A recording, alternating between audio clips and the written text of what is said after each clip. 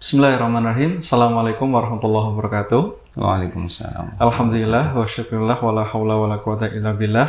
Selamat sore jamaah ngaso pada sore hari ini.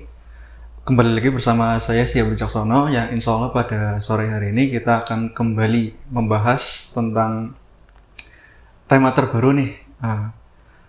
Dan perlu kita ketahui juga untuk tema-tema sebelumnya itu bisa jamaah lihat di streaming YouTube kami, di channel YouTube kami. Dan untuk kali ini kita akan membahas tema seputar perkara-perkara yang menyelisih setan.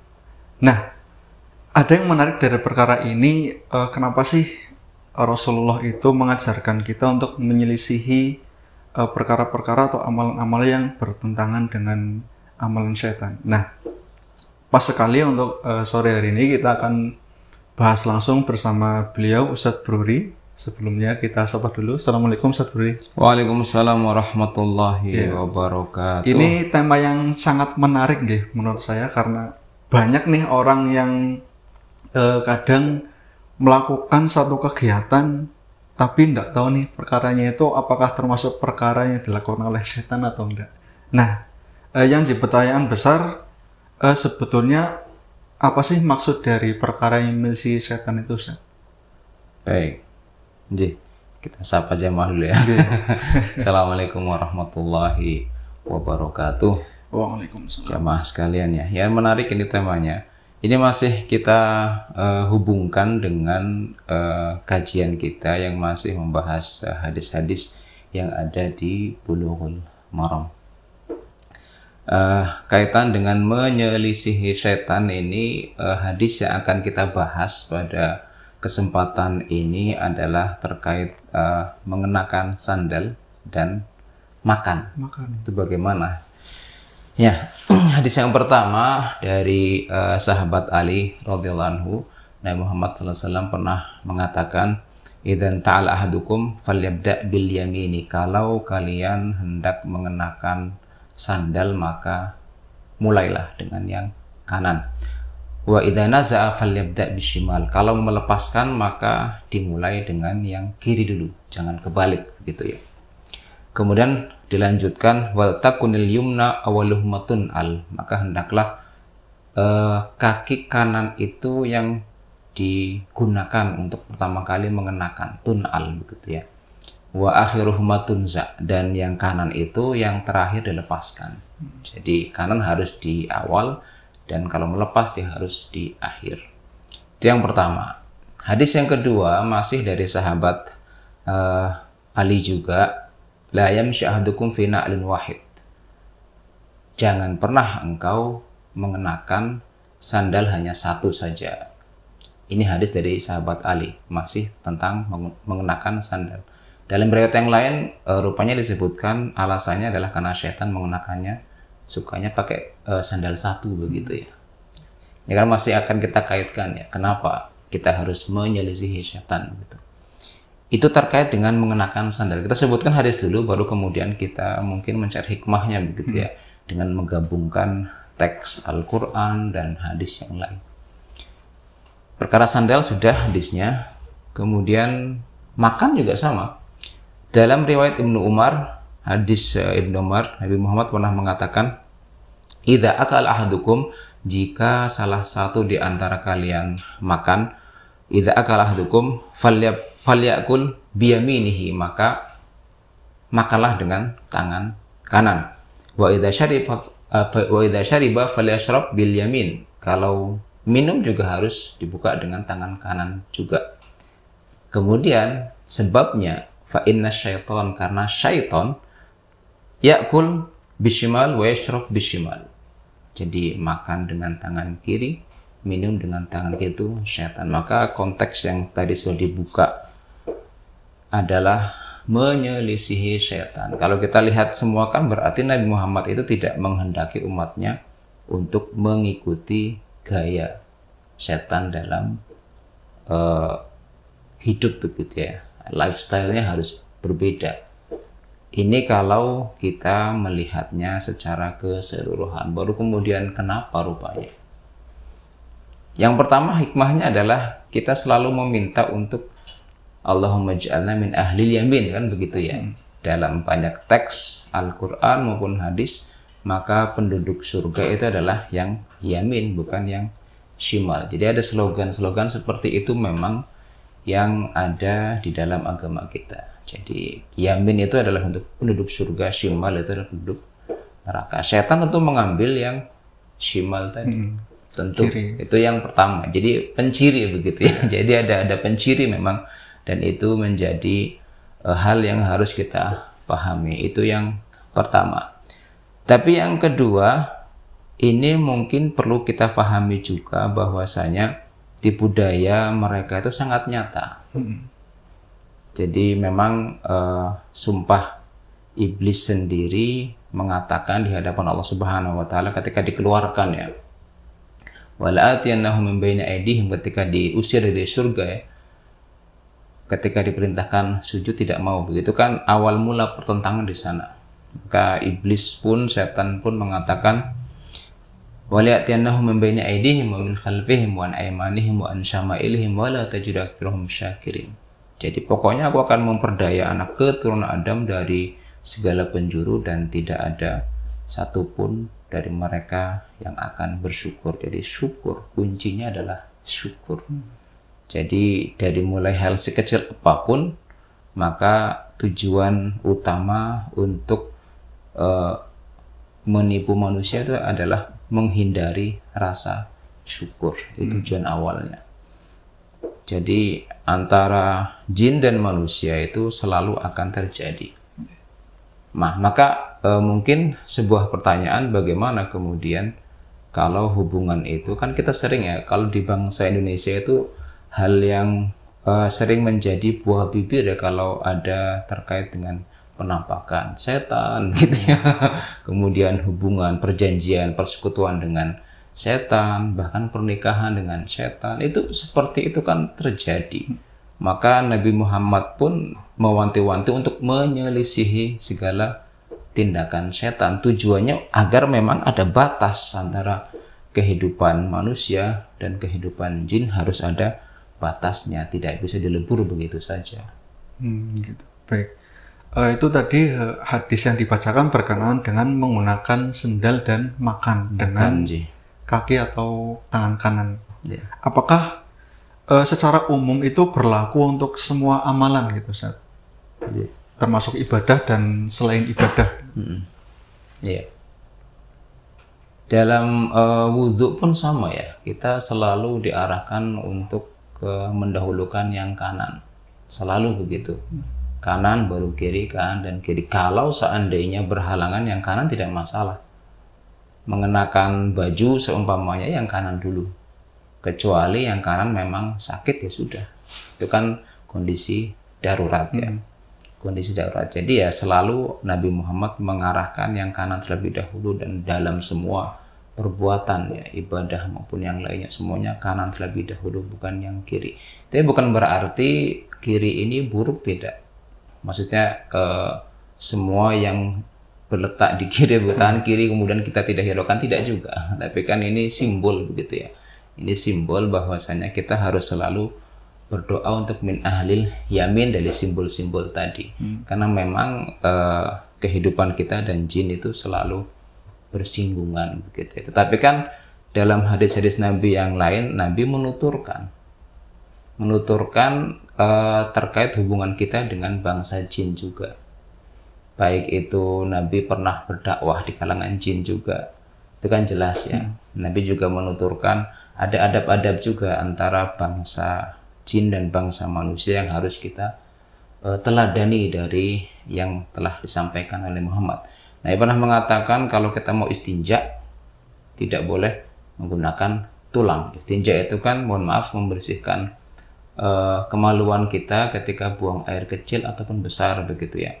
Syaratnya harus dengan batu, tidak boleh dengan yang lain. Harus dengan batu. Kalau seumpamanya ada benda keras bagaimana? Contohnya tulang, itu kan ada tulang yang mungkin halus begitu ya. Ya tulang yang di siku begitu ya. Untuk binatang-binatang tertentu kan halus, itu gimana kalau digunakan begitu? Kan sangat mungkin mirip batu ya. Tapi Nabi mengatakan tidak boleh. Kenapa?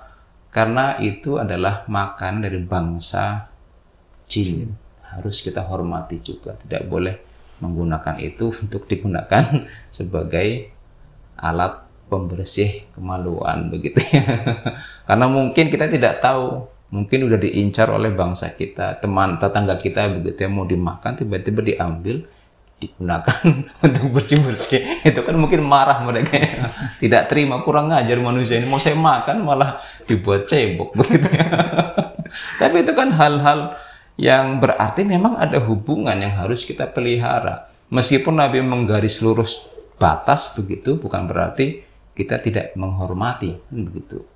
Itu makanan mereka, hormati. Itu makanan mereka. Itu kan akhlak mulia dari Muhammad ya, yang terkadang kita lewatkan hal-hal seperti itu. Mentang-mentang musuh kemudian kita kencingin gitu, enggak juga. Tetap ada adab-adab yang tetap digariskan. Jadi Nabi memposisikan diri, ada jarak antara manusia dan jin, tetapi juga tetap harus menghormati. Berarti ini sebelumnya kita perlu ulas juga ya. Itu kan tadi bahwa Rasulullah itu selain berdakwah untuk kalangan umat manusia, juga berdakwah di kalangan jin. Lalu apa sih yang membedakan? Ini kan kadang kita timbul pertanyaan, Ustaz, bedanya jin, setan dengan iblis itu, Ustaz. Kalau kan biasanya semua orang tahu kalau jin itu pasti ya setan gitu. Kalau setan itu pasti dari bangsa jin itu. Karena banyak kan yang tahu gitu. Tapi untuk penjelasan itu bagaimana, Ustaz? Ya, iblis itu sendiri memang kan moyangnya begitu ya. Iblis moyangnya, kemudian kalau jin keturunannya, kalau setan berarti sifatnya. Minasyaitonir rajim. Ya kan, syaitan itu sifatnya. Setan itu kan minal jinni wal insi ya. Itu sifatnya. Kalau setan memang sifatnya antar jin ya setan, manusia yang sifatnya sama juga setan juga, itu sifat dari kemungkaran gitu ya. Nah, itu yang perlu kita ketahui. Tapi mungkin hal yang perlu kita ulas juga, selain Nabi menggariskan ya, ada kita harus menghormati mereka begitu ya. Menghormati dalam artian karena memang ada garis lurus yang harus kita pisahkan. Karena terkadang di Indonesia ini ya kan selalu hubungan antara jin dan manusia terkadang bersinggungan dan dijadikan sebagai sahabat kan begitu. Sampai kita mendengar ada orang Indigo. Wifi. Iya kan begitu. Itu kan ada orang indigo yang tahu, dibilangnya ada indera yang ke berapa? 6 atau 7 begitu ya, karena mengetahui semuanya. Itu kan sama sebetulnya. Jadi selain Nabi minta kita untuk menghormati mereka, tapi Nabi juga meminta untuk jaga jarak, tidak meleburkan diri dengan mereka. Dalam hal pernikahan pun sama. Terkadang ada orang yang menikah begitu ya, mengumumkan diri menikah dengan bangsa jin, itu bagaimana begitu, imkaniyahnya bisa tidak atau bagaimana begitu ya. Maka kalau lihat konteksnya memang secara harfiah begitu, tidak boleh kalian menikah dari bangsa jin, itu tidak ada. Kalau konteks langsung tidak ada.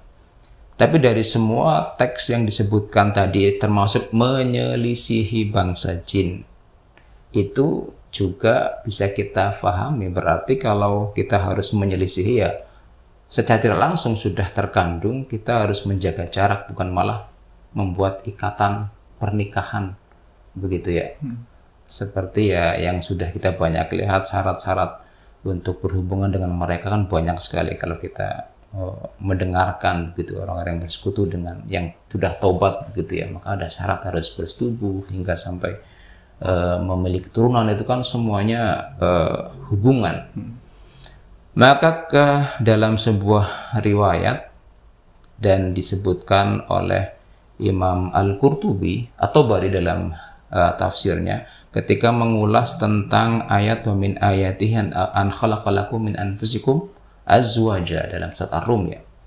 Kata-kata anfusikum itu dan diantara tanda-tanda kebesaran Allah adalah menciptakan dari dirimu pasanganmu. Min anfusikum artinya adalah min jinsikum.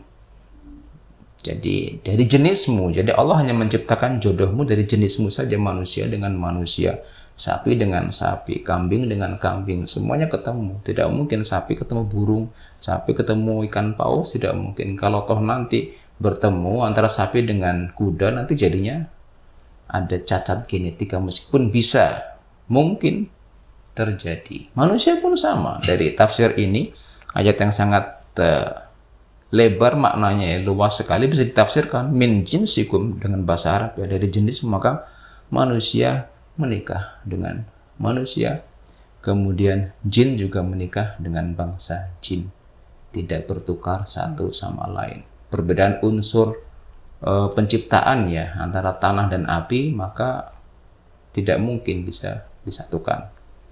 Itu kalau dari teks ayat menikah.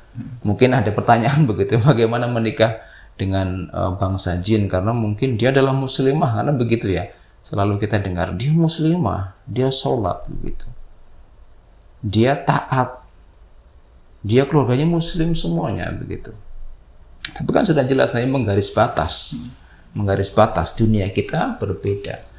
Meskipun mungkin tidak kira-kira kemungkinannya. Maksud saya pernikahan itu kan hubungan badan begitu ya. Iya. Iya. Jasmani itu mungkin tidak. Nggak mungkin. Secara fisik manusia itu kan kalau kita telah ya di dimensi ketiga begitulah ya. Jin di dimensi yang berbeda. Jadi hubungan fisik tidak mungkin terjadi begitu ya. Logikanya. Tapi kan kalau mereka masuk ke dimensi kita berarti bisa. Kan begitu, mereka tamsilnya kan bisa menyerupai semuanya kan begitu. Maka Mujahid pernah mengatakan, menjelaskan ayat yang tadi ya. Ayat yang tadi maksud saya, min ayatihi an khalaqalakum min anfusikum azwaja. Qala Mujahid, idza jaa rajul imra'atahu wa lam yusamma intawal jan ala ahilaihi fajama'a mahu. Jadi penafsiran Mujahid terkenal sebagai mufassir.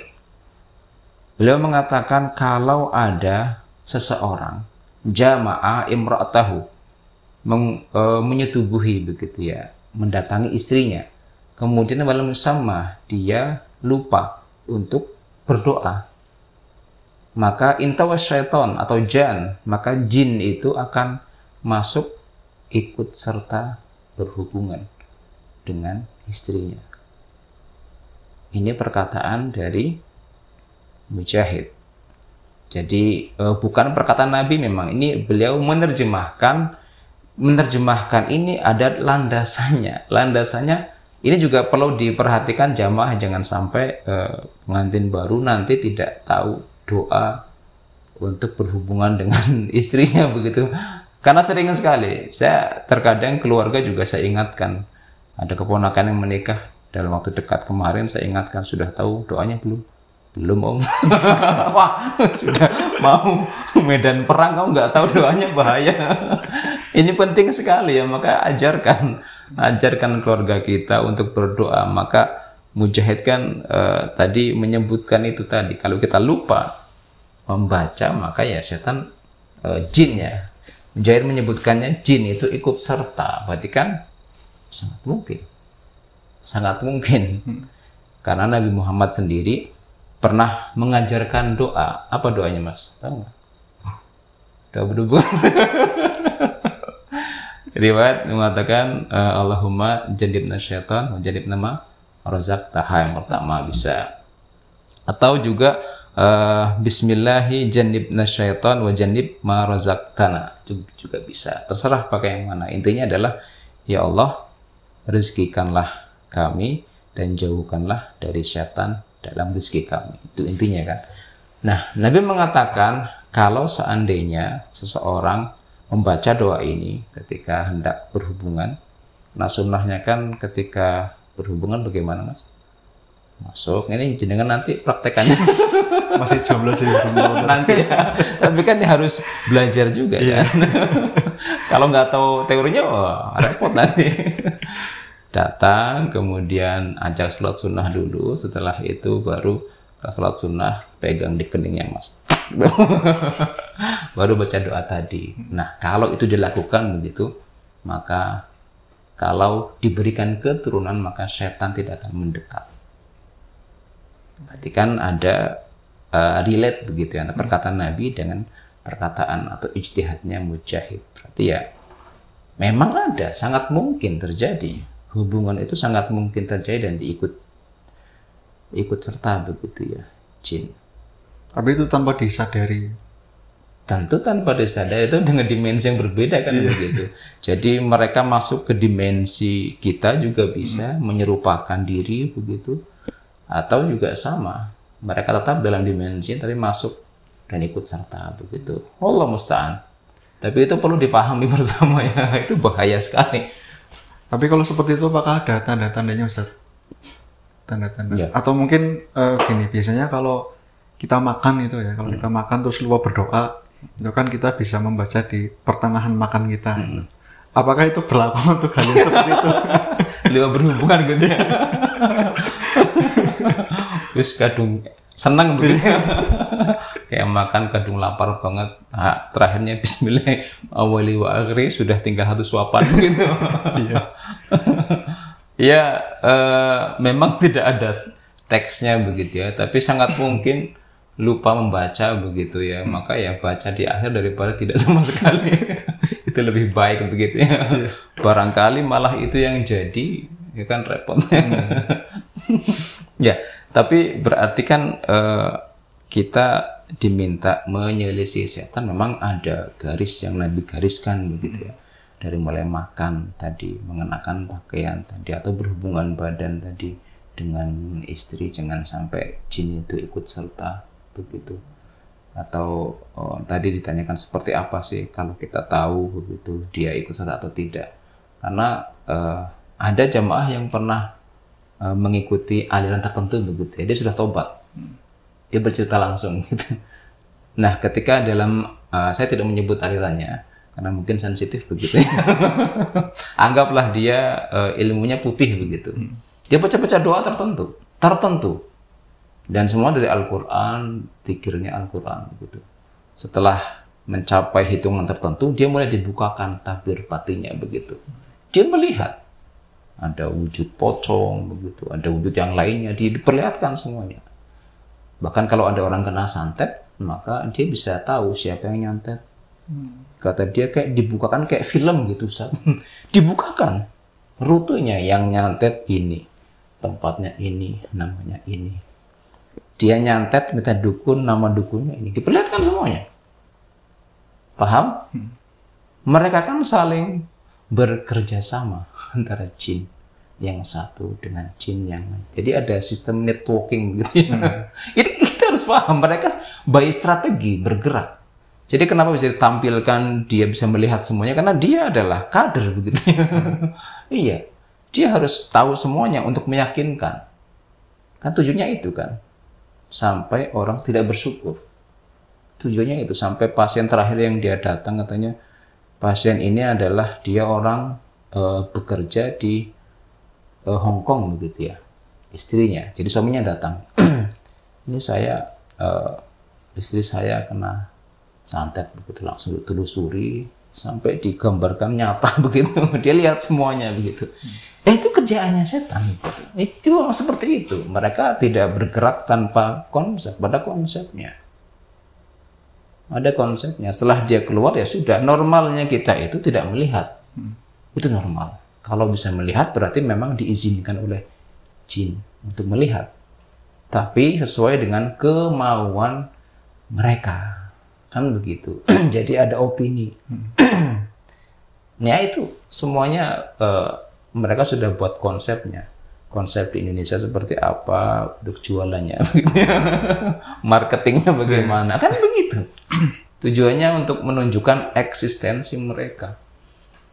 Dengan cara-cara ya tadi ada ritual tertentu itu yang kelihatan kayaknya itu putih, nanti yang hitam juga berbeda lagi. Padahal semuanya satu itu. Satu orang. Satu desain.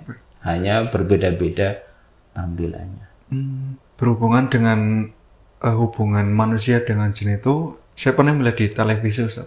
Dulu itu masih ramai-ramainya musim film dunia lain, itu biasanya ramai di situ. Nah, itu saya melihat ada seorang yang kemudian dia dirasuki jin. Kemudian di jin itu dia mengatakan melalui orang itu tentang dakwah-dakwah Islam. Yang ketika saya mendengarkan, kok apa yang disampaikan itu ternyata ya masuk akal gitu loh. Nah, pertanyaannya, apakah mungkin ada jin-jin yang dia itu memang berniat untuk menyampaikan dakwah Islam atau dakwah tauhid kepada manusia melalui cara yang seperti itu, Ustaz? Ya. Yang perlu kita pahami adalah seluruh nabi itu dari bangsa manusia. Ya. Nabi-nabi setidaknya ditulis di dalam Al-Quran. Meskipun sangat mungkin Allah mengutus nabi dari kalangan jin. Tapi untuk mereka juga. Kan risalah itu kan harus difahami dengan bahasa yang bisa dimengerti. Kan seperti itu ya. Al-Quran turun di zamannya dan bisa difahami manusia. Karena jin bisa mendengarkan, maka jin juga bisa memahami. Tapi jin otomatis sangat mungkin mereka memiliki komunikasi sendiri dengan bahasa sendiri. Tidak mungkin kalau seandainya mereka diutus ke umat manusia. Sama kayak perkataan orang Quraisy, orang kafir dahulu kala ketika menentang para nabi. Kenapa Allah itu mengutuskan nabi itu utusannya dari kalangan manusia? Kalau seandainya dari malaikat, saya baru terima. Kan begitu ya. Tapi kan kalau toh seandainya Allah mengutuskan malaikat turun ke bumi, ya harus menyerupai bentuk manusia lagi. Ya percuma. Mereka toh tidak bisa melihat dengan mata kepala telanjang mereka wujud dan bentuk malaikat yang asli. Kalau malaikat mengaku saya malaikat, mereka tawa lagi. Nggak mungkin kalau malaikat bentukmu manusia. Kan begitu. Semuanya kan ya memang agama ini tujuannya untuk memilah dan memilih siapa yang percaya, siapa yang tidak. Orang yang tidak percaya maka akan mencari celah untuk menghindar dari agama dengan kosakata logika yang seperti tadi ya, mencari celah. Maka kalau ada jin yang mendakwah dan berdakwah di kalangan manusia, saya rasa tujuan masing-masing ada. Nah itu kita juga perlu mawas diri. Bahaya kalau seperti itu, karena kita tidak tahu apakah dia benar atau tidak. Meskipun ya sangat banyak juga dari kalangan jin yang muslim, jin muslim ada. Tapi jin muslim kalau mereka betul-betul muslim, maka dia akan mengerti Nabi Muhammad menggaris lurus begitu. Silahkan bermuamalah sesuai dengan bangsanya masing-masing, tidak menyeberang. Ya. Baik, ini kaitannya dengan ini juga Ustaz, kaitannya dengan adab ya. Adabnya orang dengan orang kan sudah jelas ya, sopan santun dan sebagainya. Tapi kadang di kalangan kita itu misalkan kalau kita mau naik gunung atau pergi ke pantai dan sebagainya, dalam tanda kutip kita harus punya sopan santun untuk penghuni di masing-masing alam itu. Itu kaitannya itu gimana Ustaz? Apakah memang dibenarkan kita harus bersopan santun dengan bangsa jin? Atau seperti apa? Kalau tadi kan Nabi Muhammad melarang kita untuk menggunakan tulang ya, itu kan yang sudah digariskan. Tapi kalau salam itu sendiri kan untuk memasuki sebuah tempat begitu ya. Kalau salam di gunung begitu ya, syariatnya bukan salam karena kita tidak melihat ada orang atau tidak. Salam kan kita mendoakan yang kasat mata tampak, tapi kalau tidak kasat mata maka doanya beda lagi. Bismillahirrahmanirrahim, la yadurru ma'asmu syai'un fil ardi wala fis sama. Itu doanya.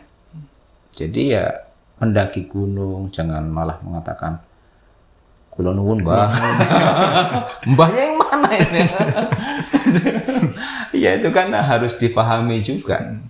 Jadi doanya ya Bismillahirrahmanirrahim, kita menyebut nama Allah yang tidak akan mungkin setelah disebutkan namanya yang mampu membahayakan kita di langit maupun di bumi. Nah, itu doa kalau kita mau memasuki lingkungan yang mungkin kita tidak tahu ada binatang buas atau tidak, ada penyamun atau tidak.